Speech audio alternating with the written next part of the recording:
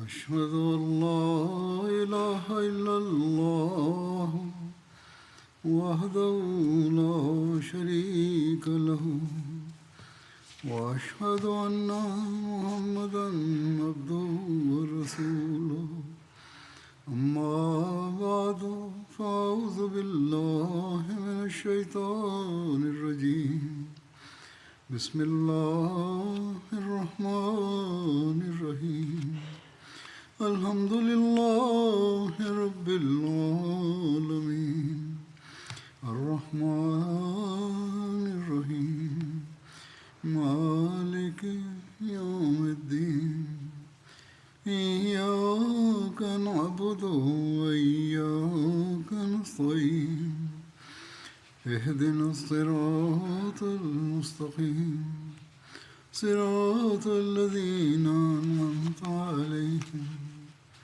غير المغضوب عليهم ولا الضالين.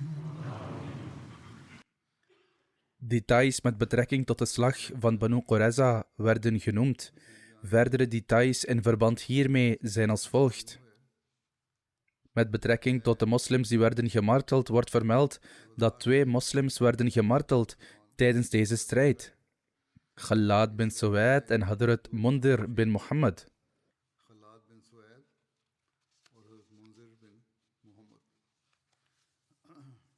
Wat betreft de Joden van de Banu Qurayza die werden gedood, zijn er verschillende verhalen. Ibn Ishaq heeft het aantal vermeld als 600, terwijl het volgens een andere overlevering 700 is. Suhaili vermeldt dat het tussen de 800 en 900 is, terwijl imam Tirmidhi en imam Nasai het hebben opgenomen als 400 strijders. Ibn Sa'd noemt het ook tussen de 600 en 700. Hazrat Mirza Bashir Ahmed Sahib concludeert op basis van zijn onderzoek door middel van verschillende historische bronnen dat meer of minder 400 mannen werden die dag geëxecuteerd volgens het oordeel van Sa'd. De heilige profeet sallallahu alaihi wasallam beval de metgezellen om de begrafenis van deze mensen te regelen.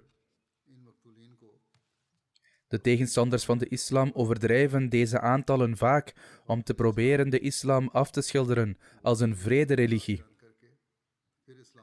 Echter, bij het beoordelen van de feiten en bewijzen, gebaseerd op authentieke historische bronnen, ligt het aantal dicht bij de 400 en is alleen beperkt tot degenen die strijders waren.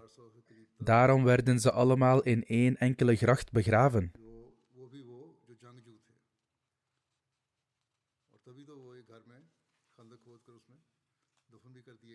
Een Ahmadi-geleerde uit die tijd, Sayyid Waqas Sahib, heeft hier ook uitgebreid onderzoek naar gedaan en waardevolle inzichten over dit onderwerp verschaft. In zijn boek Rasul Akram Wujud Hijaz bespreekt hij het debat over het aantal doden onder de Banu Qurayza en werpt er bepaalde vragen over op, waarvan sommige een zekere mate van rationaliteit in zich dragen.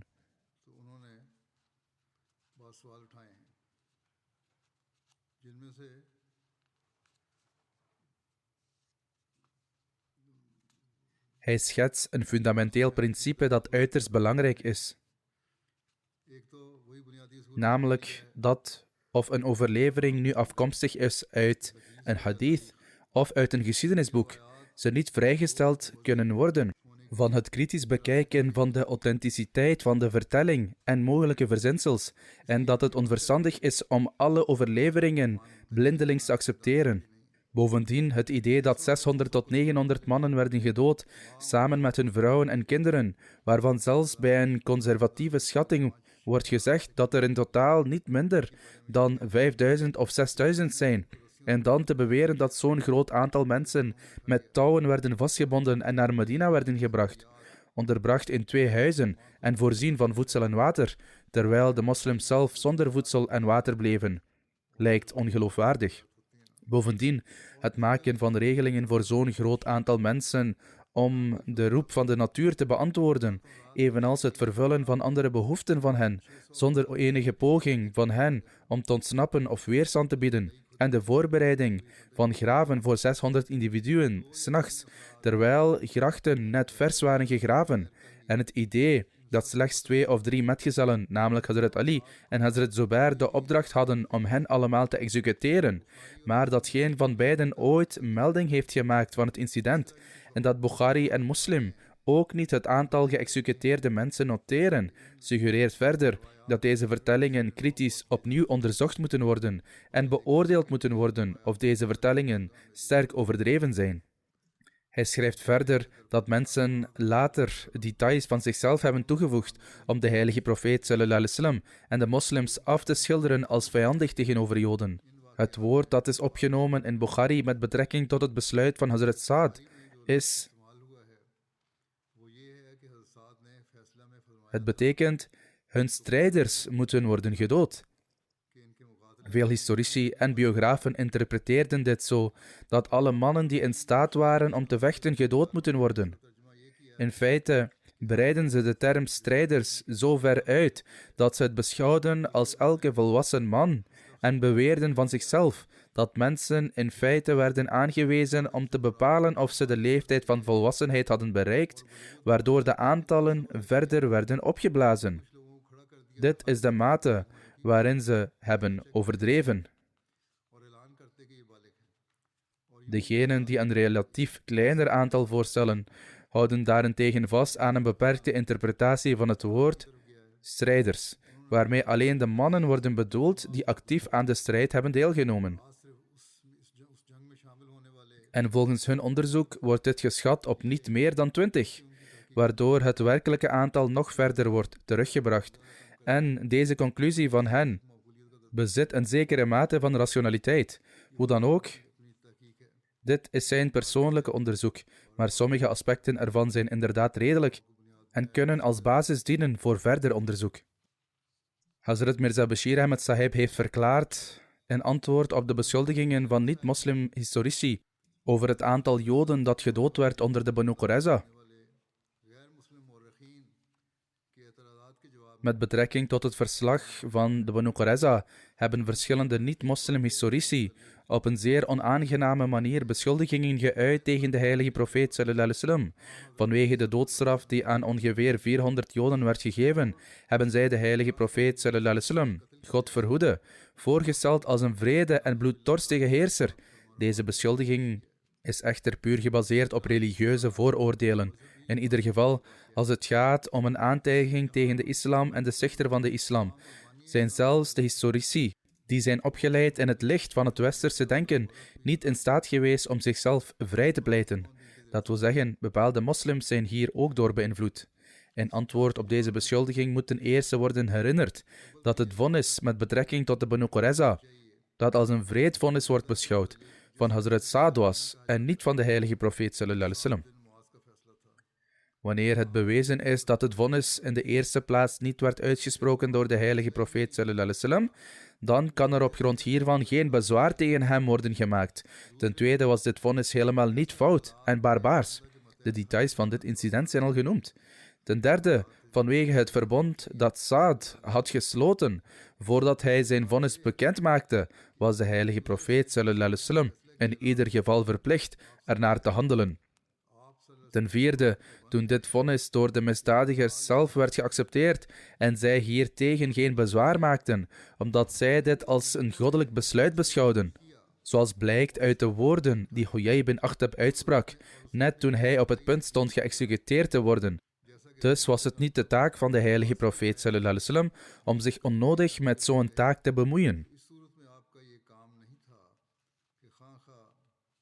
Nadat het vonnis van Saad bekend was gemaakt, was de enige relatie van de heilige profeet sallallahu alaihi wasallam in dit opzicht om dit vonnis op de best mogelijke manier uit te voeren onder toezicht van zijn bestuur. Het is dus al gezegd dat de manier waarop de heilige profeet sallallahu alaihi wasallam deze beslissing instelde, kan worden beschouwd als het hoogst mogelijke voorbeeld van barmhartigheid en mededogen. Om specifiek te zijn, terwijl deze mensen in gevangenschap verbleven voordat het vonnis in werking werd gesteld, zorgde de heilige profeet sallallahu alaihi wasallam op de best mogelijke manier voor hun onderdak en voedsel.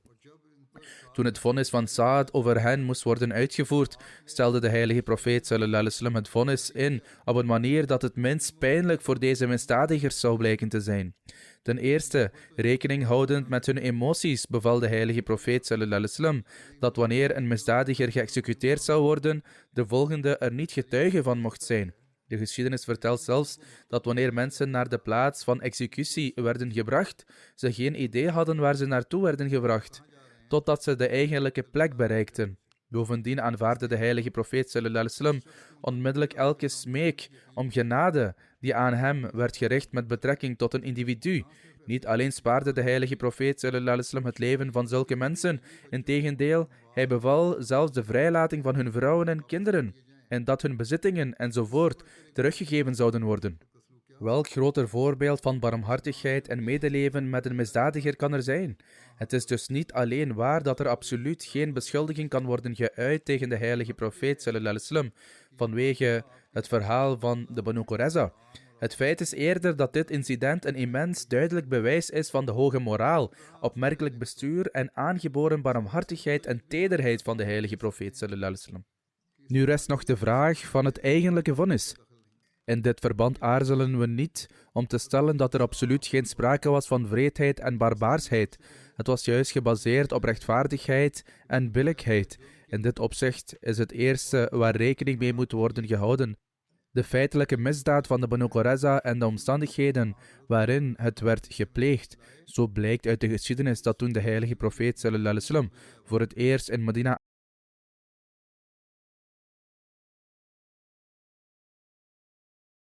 de eerste politieke maatregel die werd genomen door de heilige profeet sallallahu alaihi wasallam na de migratie was om de stamhoofden van alle drie de stammen bijeen te roepen en een verdrag van vrede en harmonie te sluiten. De voorwaarden van dit verdrag waren dat de moslims en de joden in vrede en harmonie zouden samenleven in Medina, vriendschappelijke betrekkingen met elkaar zouden onderhouden, elkaars vijanden niet zouden helpen en geen betrekkingen met hen zouden onderhouden.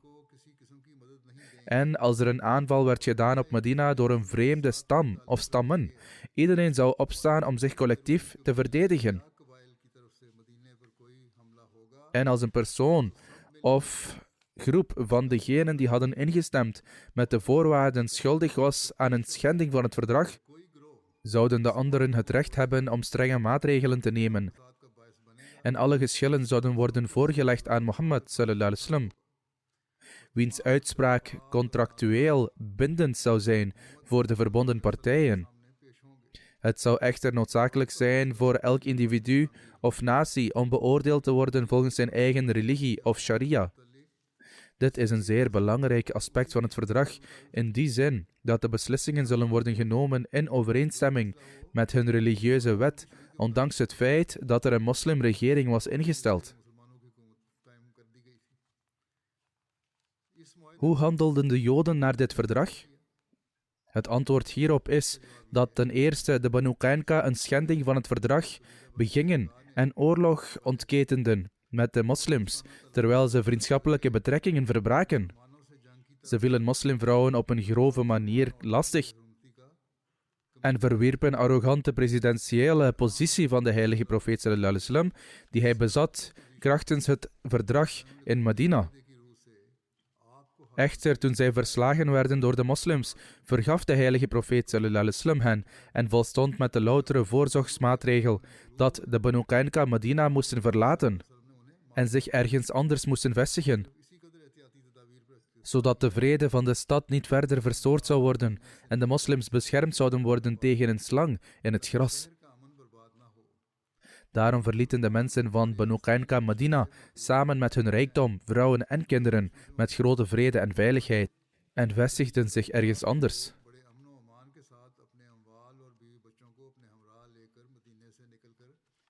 De overige twee Joodse stammen leerden echter geen les als gevolg van deze gebeurtenis.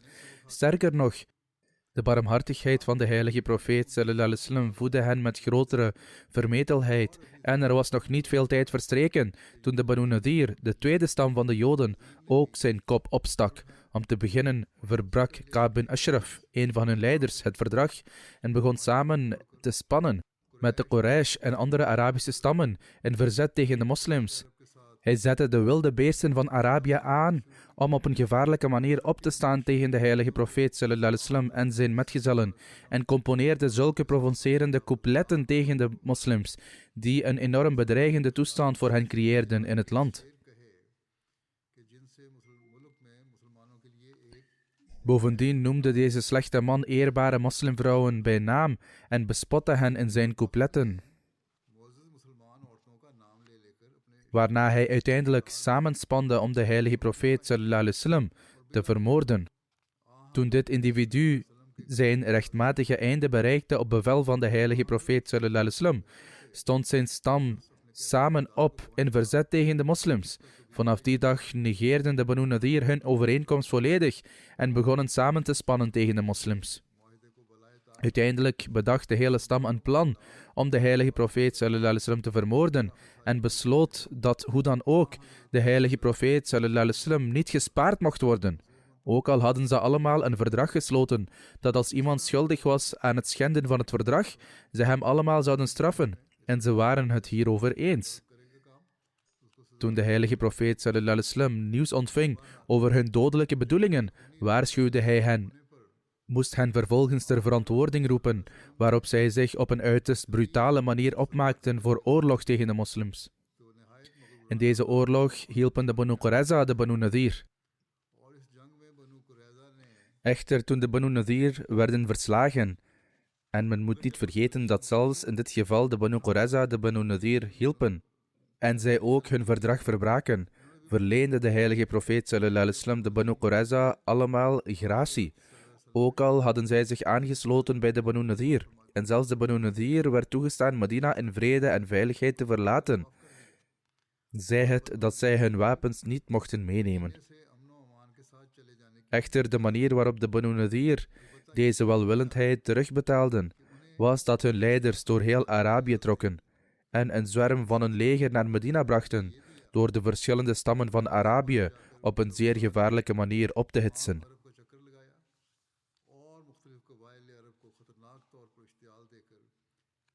Ze riepen iedereen op om de eed af te leggen dat ze deze keer niet zouden terugkeren, totdat de islam volledig was weggevaagd.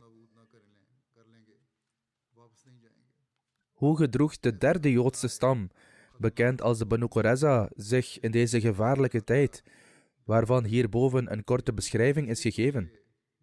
Dit was de stam die de heilige profeet sallallahu alaihi wasallam had vergeven en behandeld met immense vrijgevigheid, ondanks hun verraad, ter gelegenheid van de ghazwa van de Banu Nadir. De heilige profeet sallallahu alaihi wasallam had hen in feite met barmhartigheid behandeld. Een tweede gunst van de heilige profeet sallallahu alaihi wasallam aan de Banu Qurayza was dat voor de migratie van de moslims naar Medina, de Banu Qurayza werden beschouwd als inferieur aan de Banu Nadir in hun status en rechten. Er was ook een verschil in status tussen deze twee stammen. De Banu Qurayza werden als minderwaardig beschouwd aan de Banu Nadir. Als een persoon die tot de Banu Nadir behoorde gedood werd door iemand van de Banu Qurayza, dan werd deze persoon als vergelding geëxecuteerd. Aan de andere kant, als een persoon van de Banu Qurayza gedood werd door toedoen van de Banu Nadir, zou het louter betalen van bloedgeld als voldoende beschouwd worden.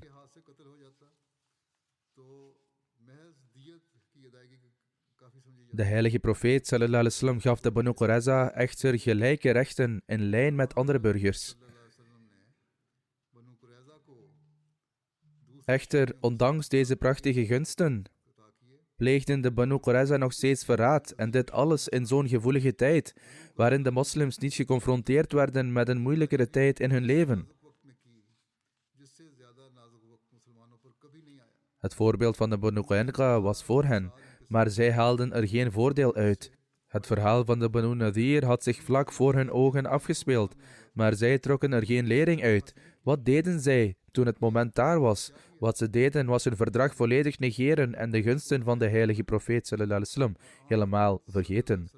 Ze kwamen uit hun burchten en vielen de moslimvrouwen en kinderen van achteren aan. Precies op zo'n moment dat 3000 moslims omsingeld waren door een woest en bloeddorstig leger van 10.000 tot 15.000 ongelovigen in een immens kwetsbare en hulpeloze staat, en in het aangezicht van hun onvermogen kwam hun hart naar hun keel. Dat wil zeggen, tijdens de slag van Ahzab. en de dood staarde hen in de ogen. Zij keerden zich af van hun verbond met de moslims en namen deel aan een dodelijke coalitie die er alleen op gericht was om de islam en de stichter van de islam te vernietigen. Inderdaad, dezelfde stichter van de islam, wiens eerste taak na zijn aankomst in Medina was om de Joden tot zijn vriend en bondgenoot te maken.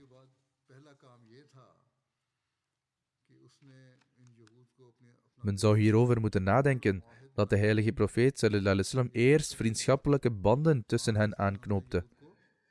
Als reactie hierop accepteerden de Joden hem ook als hun vriend en bondgenoot en democratisch hoofd. In deze omstandigheden was deze actie van de Banu Qurayza niet alleen een schending van de overeenkomst en verraad, maar ook een gevaarlijke daad van rebellie. Een rebellie van een dergelijke omvang, dat als hun plan was geslaagd, dit zeker een einde zou hebben gemaakt aan de levens, eer, waardigheid, geloof en religie van de moslims. De Banu Qurayza waren dus niet schuldig aan slechts één misdaad, maar aan ontrouw, ondankbaarheid, schending van de overeenkomst, verraad, rebellie en poging tot moord. Bovendien werden deze misdaden begaan onder omstandigheden die de meest gruwelijke vorm zouden kunnen aannemen, en geen onbevooroordeelde rechtbank zou factoren kunnen vinden waarvoor zij geneigd zouden zijn mild te zijn in hun zaak.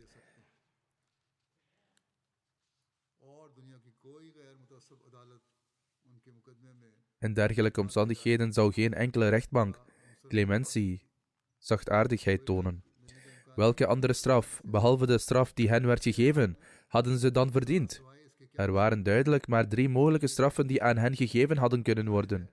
Ten eerste, opsluiting of huisarrest. Ten tweede, verbanning, zoals het geval was met de Banu Qainuqa en de Banu Nadir. Ten derde, de executie van de strijdende mannen en opsluiting of huisarrest voor de rest.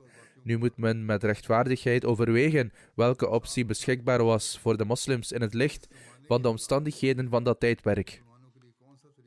Volgens de omstandigheden van die tijd was het absoluut uit den boze om een vijandelijke natie in dezelfde stad gevangen te houden.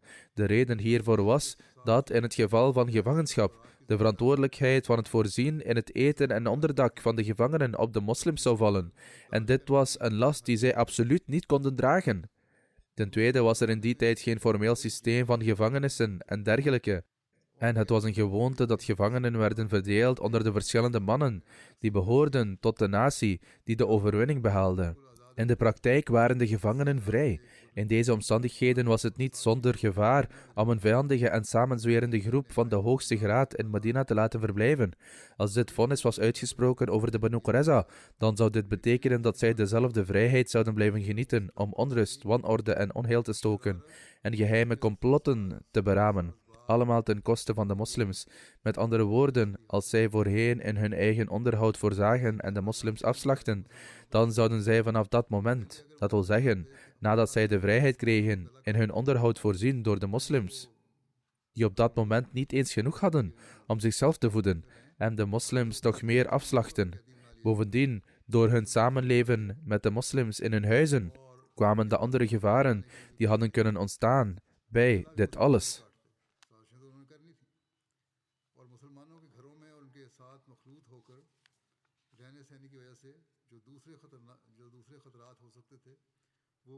Hazrat Mirza Bashir Ahmed Sahib schrijft verder dat een weldenkend mens van mening zou zijn dat deze straf aan hen kan worden gegeven. Dat wil zeggen dat ze daar moeten blijven.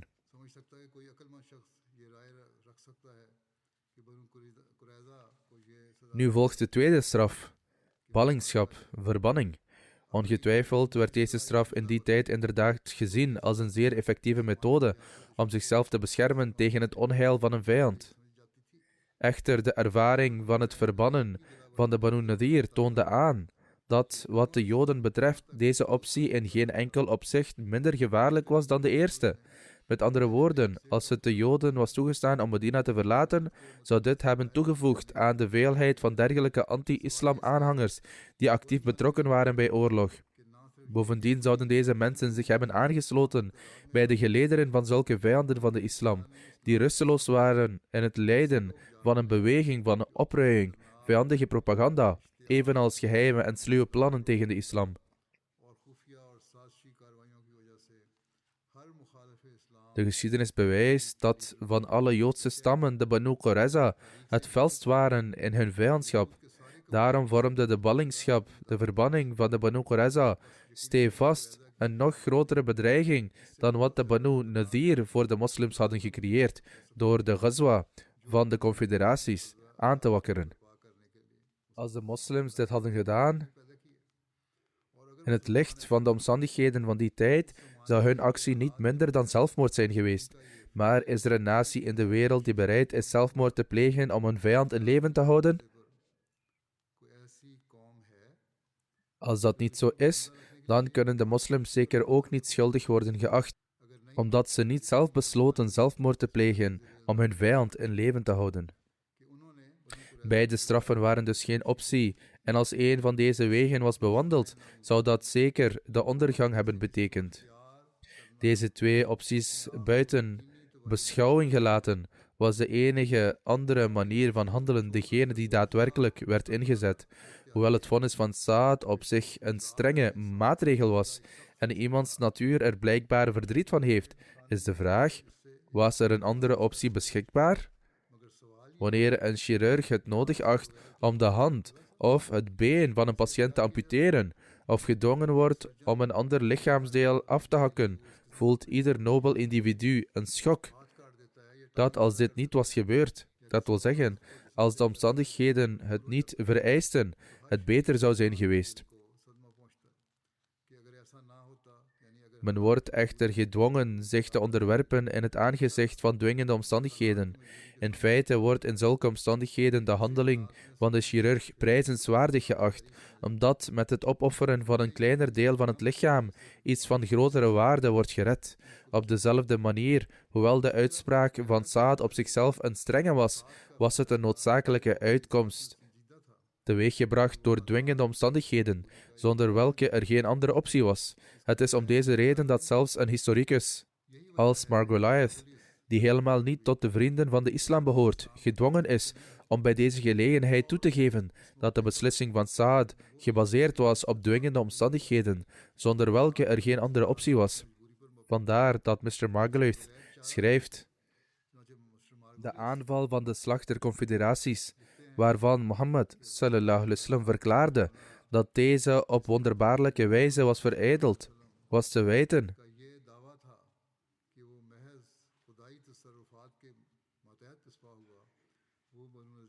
of werd verondersteld te wijten te zijn aan de propaganda van leden van de Banu Nadir, die de profeet tevreden had gesteld met het verbannen.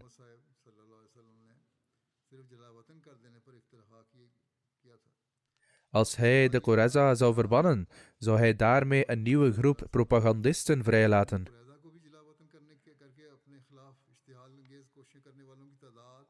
Aan de andere kant konden degenen die openlijk met de indringers van Medina hadden meegedaan, daar niet blijven. Hen verbannen was onveilig.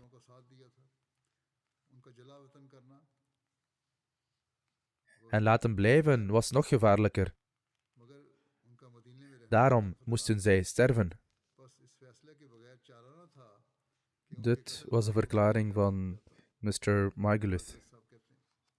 Het moet ook in overweging worden genomen dat de Banu Qurayza niet alleen bondgenoten van de heilige profeet sallallahu alaihi wasallam waren, maar dat zij, krachtens hun eerste verdrag, de regering van de heilige profeet sallallahu alaihi wasallam in Medina al hadden geaccepteerd.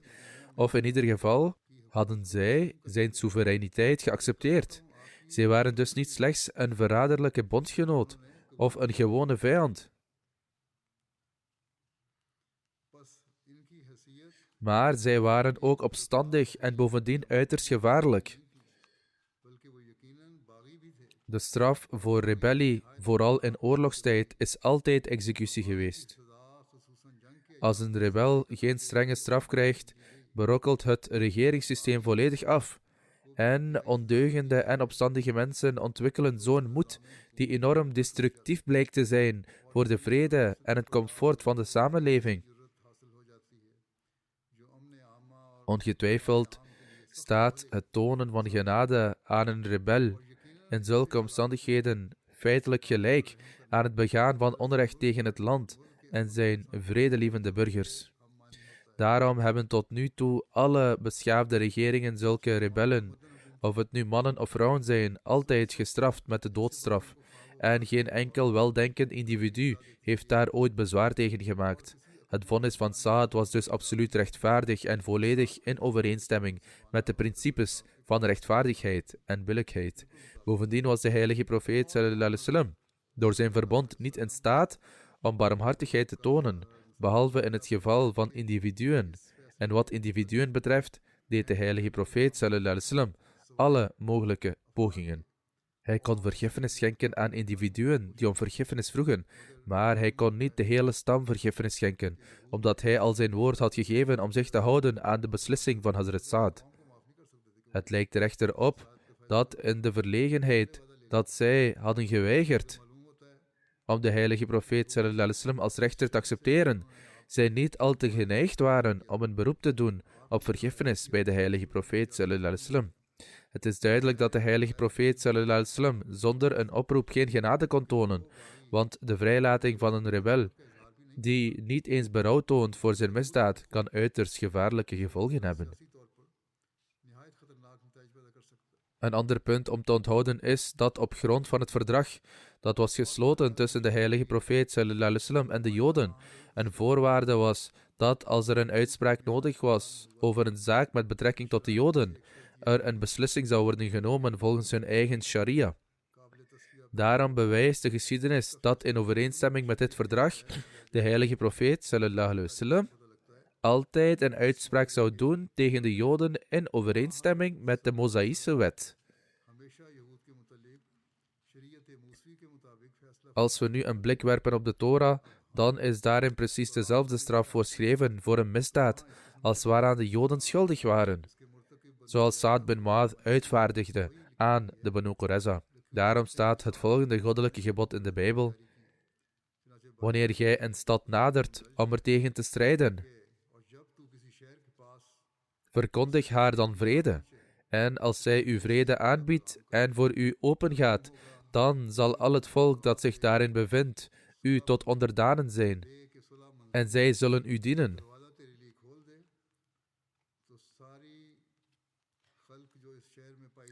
En indien het geen vrede met u wil sluiten, maar oorlog tegen u wil voeren, zo zult gij het belegeren.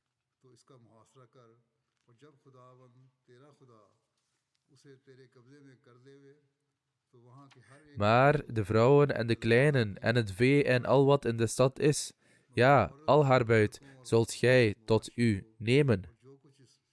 Deuteronomium, hoofdstuk 20, vers 10 tot 15. Dit gebod van de Joodse wet was niet alleen een gebod op papier, maar de kinderen van Israël handelden altijd naar deze leer en Joodse zaken werden altijd volgens dit principe beslist. Laten we daarom getuigen zijn van een voorbeeld.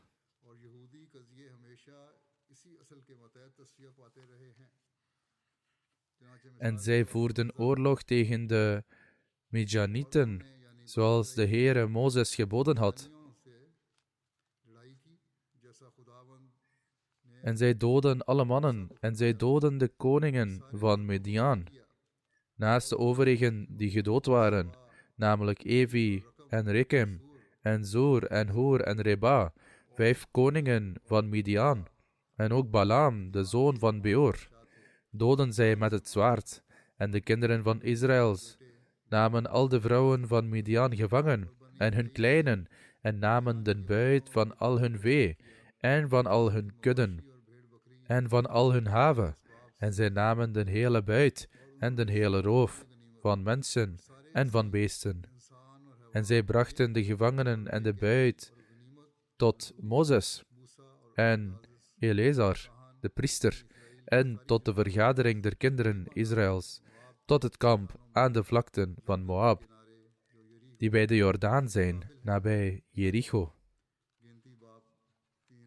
Hoewel de Messias van Nazareth, die ook van de kinderen van Israël was, nooit de gelegenheid heeft gekregen om te regeren, nog ooit te maken heeft gehad met oorlog en conflicten, waarbij zijn methode van werken kon worden aanschouwd, zijn er toch bepaalde uitspraken van hem die licht werpen op zijn opvatting over het oordeel over ondeugende en kwaadaardige vijanden.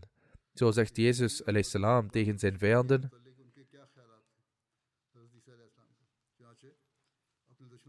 gij slangen, gij geslacht van adders, hoe kunt gij de verdoemenis van de hel ontgaan?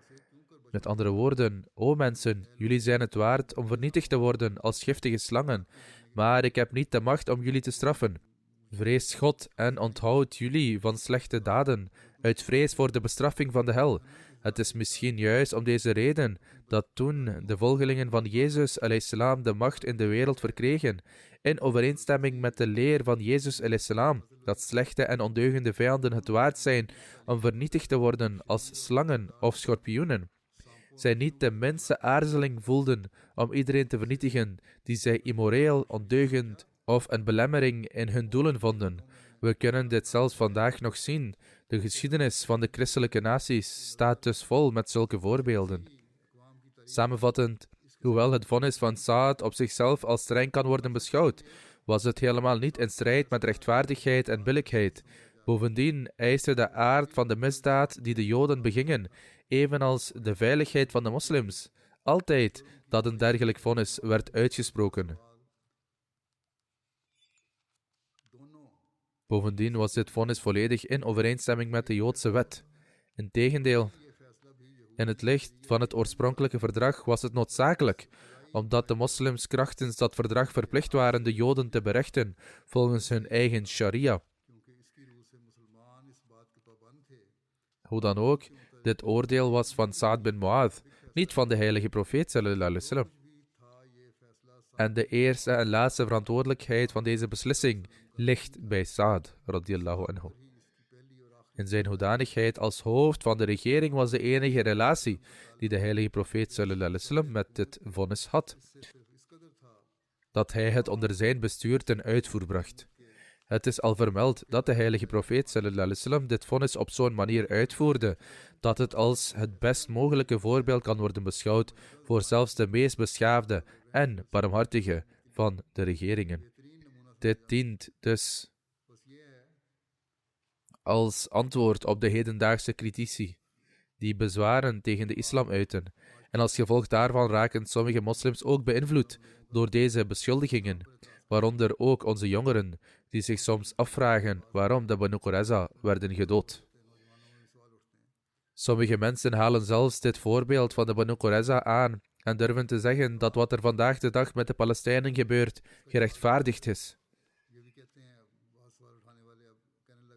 Echter, de omstandigheden waarin zij vandaag de dag verkeren, kunnen op geen enkele manier vergeleken worden met eerdere omstandigheden en de manier waarop zij wraak nemen en zelfs vrouwen en kinderen doden.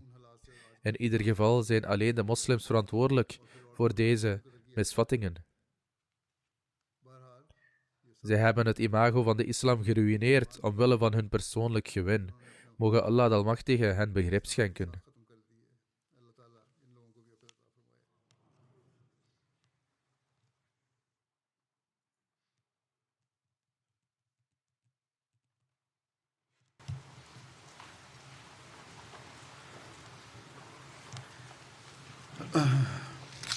Alhamdulillah, alhamdulillah, nahmaduhu wa nasta'inuhu wa nastaghfiruhu wa nu'minu bihi wa natawakkalu alayhi wa na'udhu billahi min shururi anfusina wa min sayyiati a'malina.